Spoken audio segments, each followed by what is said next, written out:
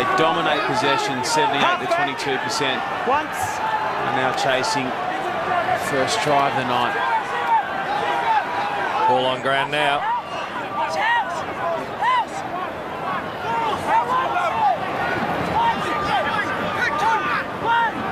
Slipper squeezes it back. Vito in there trying to unsettle the Reds.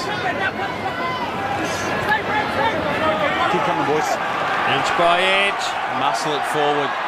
Good build up this from the home side. Lucas sniffs it blind. Finds Ioane. Dives for the corner. It looks good from up here. Good pressure from the Reds. They've forced the turnover. Tapuahi struggling for the line. Kick can go. Try time for the Queensland Reds. Set.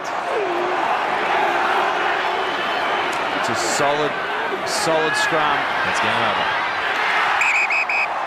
Quade Cooper knocks in a touch. The Reds have lived dangerously in this second half, but have held on.